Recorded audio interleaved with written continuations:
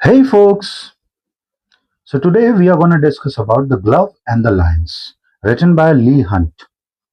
It's a narrative poem, the style is a narration, and the glove signifies test of love.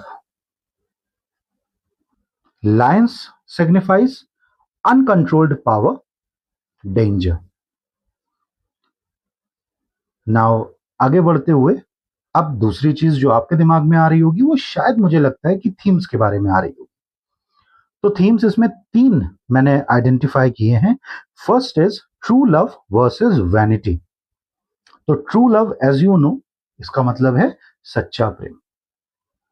Vanity extreme proud. See हमें अपनी चीजों को लेकर के proud होना बहुत जरूरी है। जैसे यहां पे डेम का अपने लव को लेकर के she was very proud about him. She has a certain pride about count the large, but there is a very thin line between proud and ego.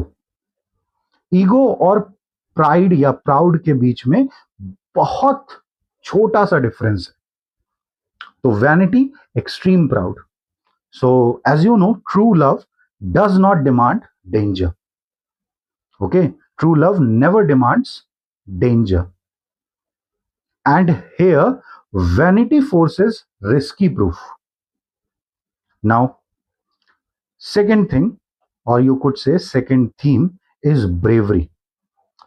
Count is brave, but also wise. तो brave थे पर उसके साथ में wise भी थे। और तीसरी, which is my personal favourite, judgement of the king. कई बार हम लोग उस इंसान को ध्यान करना भूल जाते हैं जो इस पोयम के कह सकते हो कि that who came at the last of the context, but ये इंसान सबसे इंपॉर्टेंट है इस पोयम के अंदर। क्यों क्यों इंपॉर्टेंट है? Because king represents wisdom and justice. यानी कि जैसा डेम ने काउंट द लॉज के साथ किया उसका वैसा ही उनको आंसर मिला और उस चीज को वैसे ही जज किया गया। It means that it was judged harshly by King Francis. अब मैं बार बार किंग फ्रांसिस का नाम ले रहा हूं तो थोड़ा सा उनके बारे में भी बता देता हूं। तो किंग फ्रांसिस जो है वो एक्चुअली में फ्रांस के राजा थे। अच्छा, फ्रांस के अंदर रेनेसांस पीरियड लेकर के आने का जो सबसे बड़ा ये कह सकते हो कि that who was the significator of French Renaissance, he was none other than King Francis. King Francis, सोचिए, इटली से फ्रांस, सोचिए किसको लेकर के आए होंगे। Think about it. 1 2 3, he is none other than Leonardo da Vinci. Yes, of course, the one who painted Mona Lisa, one of the favorite or one of the famous paintings all over the world. तो उसको या उनको लेकर के आने का काम France के अंदर किसका था? वो था किंग फ्रांसिस का। He was a great lover of art, patron, just like Shahjahan in our country, the Mughal emperor. So, without wasting any time, let's get back to the poem. King Francis was a hearty king and loved a royal sport. So now, in our first line, it is written King Francis. इनके बारे में लिखा है King Francis के बारे में. So it is written King Francis was a hearty king. What kind of king he was?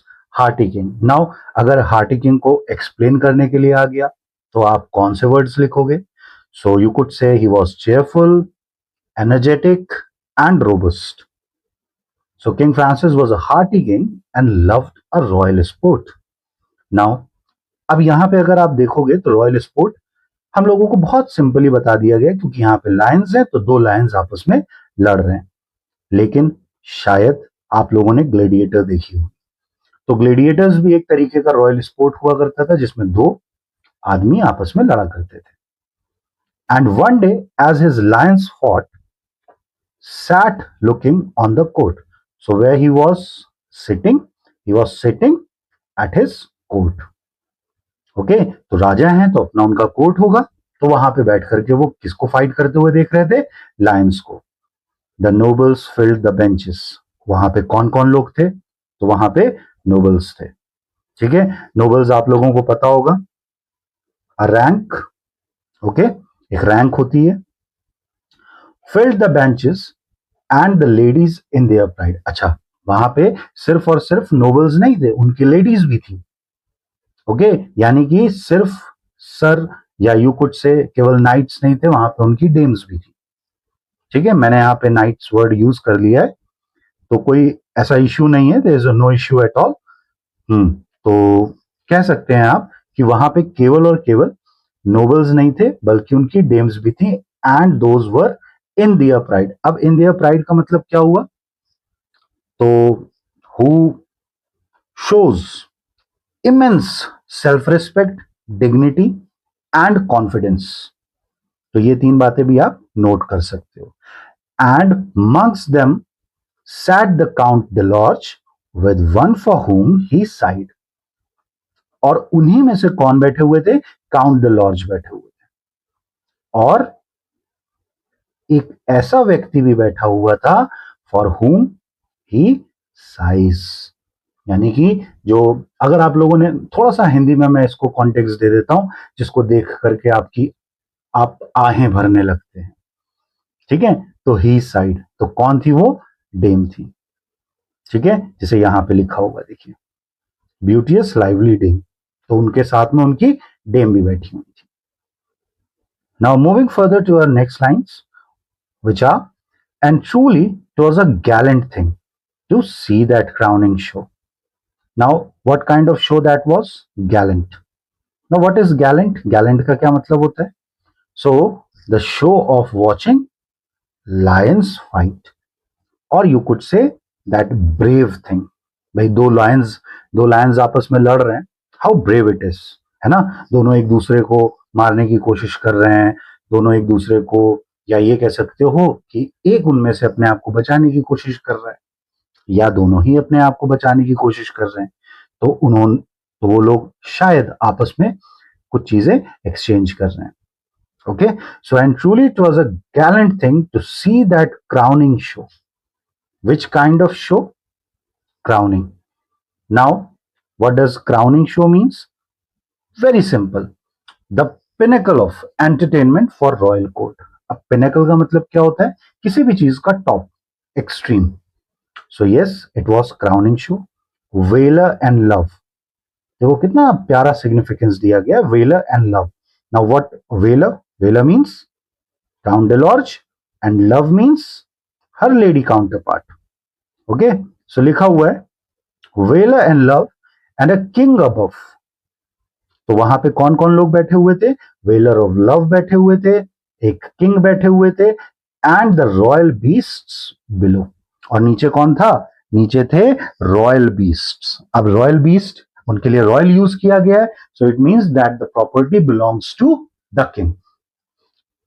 Okay, now the next lines, rammed and roared the lions with horrid laughing jaws. Up, if you have seen the jaws of lions, okay, so whenever they open their mouth, तो अगर उनके मुंह खुलते हैं तो they seems very horrid, खतरनाक, भयानक। तो rammed and roared the lions with horrid laughing jaws, they bit, they glared. Bit यानी bite, they glared यानी घूर रहे थे, gave blows like beams. अब beams के लिए gave blows like beams यानी कि एकदम बिल्कुल जैसे आप कह सकते हो कि समथिंग जैसे बड़े बड़े जो लकड़ी के गट्ठर, ठीक है, या बड़ी बड़े लकड़ी के लॉग्स जो होते हैं, उनको उठा करके जब पटका जाता है, ठीक है, तो जिस तरीके की वो आवाज निकालते हैं या उनकी वजह से जो आवाज होती है, तो सेम वैसे ही उन लोगों के पैरों से भी आवाजें आ रही थी. A wind went with their paws, यानी कि they were very, you could say, बहुत ही ज्यादा अपने पैरों से वो स्विफ्ट थे. ठीक है, और साथ में बहुत ही ज्यादा फरोशियस थे. With wallowing might and stifled roar they rolled on one another. Okay, अब बात करते हैं with wallowing another. Till all the pit with sand and mane was in a thunderous mother. यानी कि अब पूरी तरीके से जो पिट था, यानी कि जिस जगह पे वो बैठे हुए थे, तो वो जो पिट था वो अभी कैसा हो चुका है? Now it is all covered with sand and main.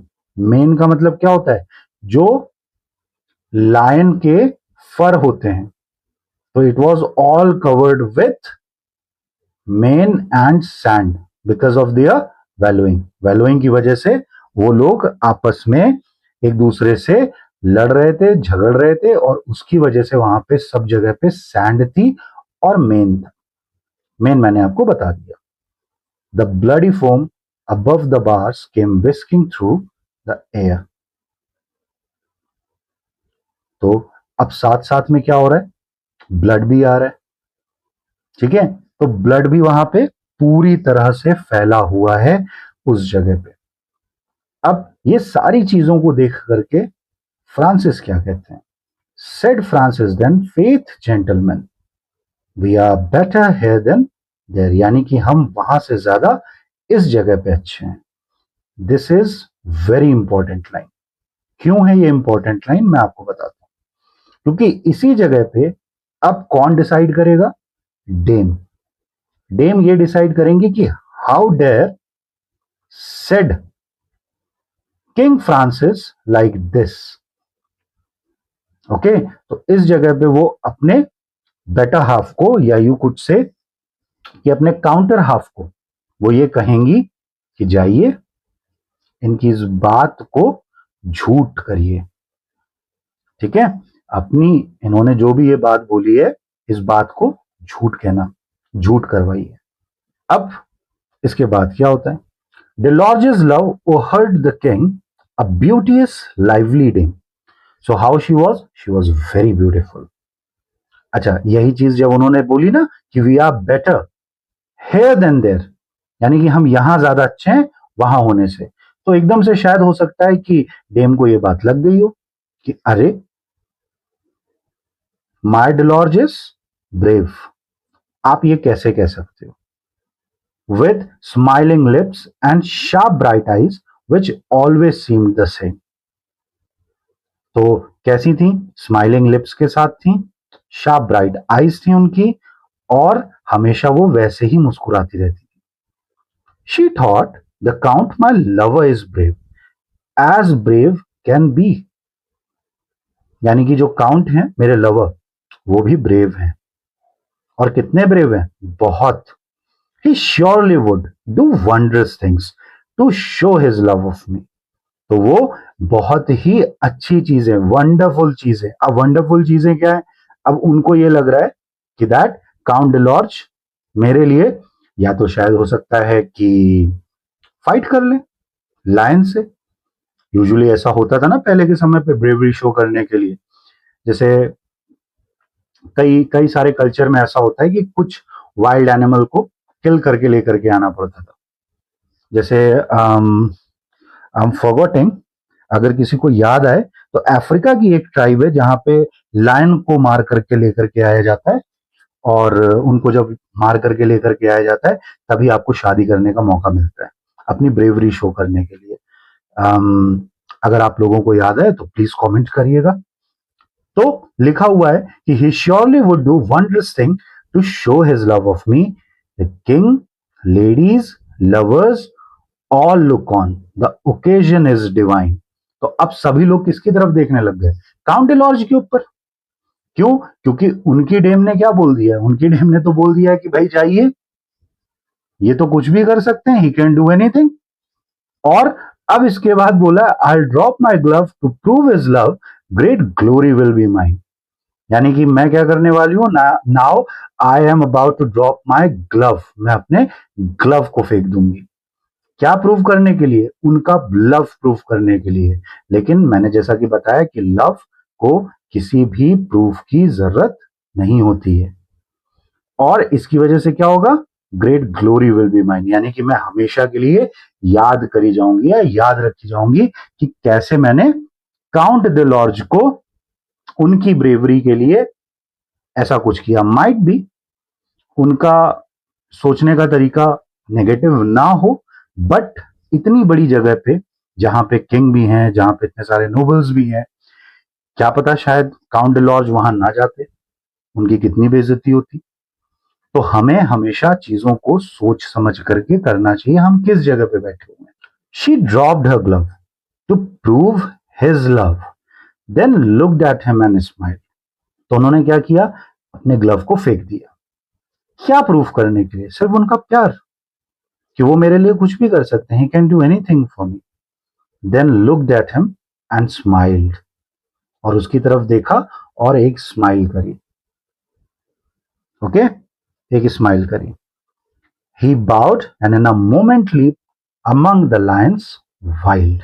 और उन्होंने उस चीज को उस समय पे, देखिए अगर वो चाहते तो शायद हो सकता है कि बेइज्जती कर सकते थे, ठीक है, मतलब नहीं बेइज्जती तो शायद मना कर सकते थे, कर सकते थे।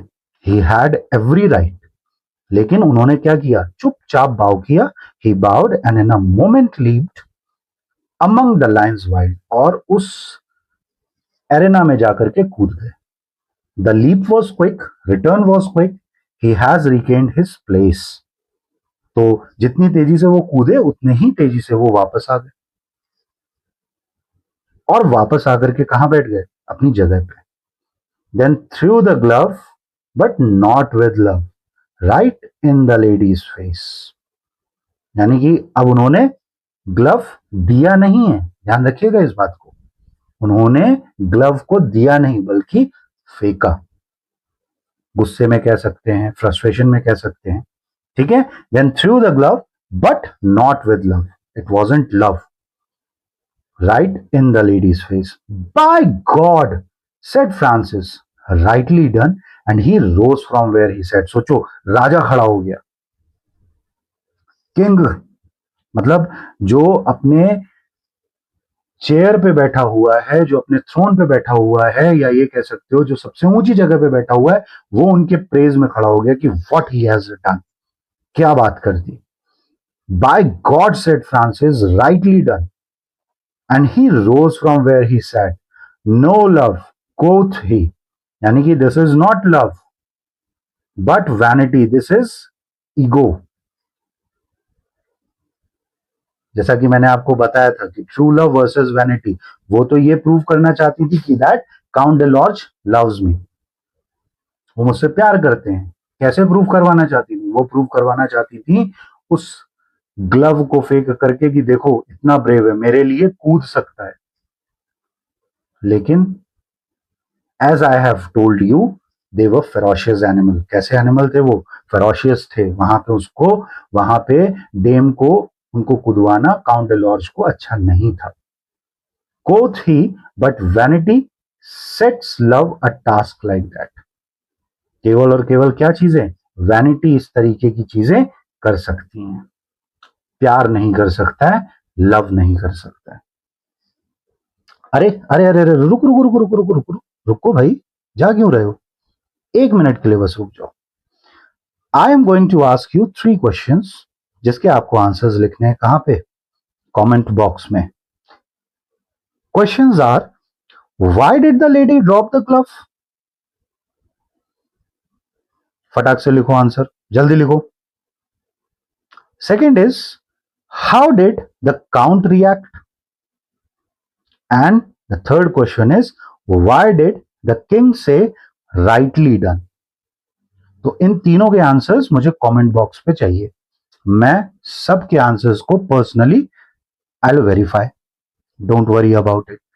अगर आपको ये एक्सप्लेनेशन अच्छा लगा हो तो प्लीज कमेंट करिएगा, लाइक करिएगा और शेयर करिएगा अपने फ्रेंड्स के साथ, ऑफ कोर्स।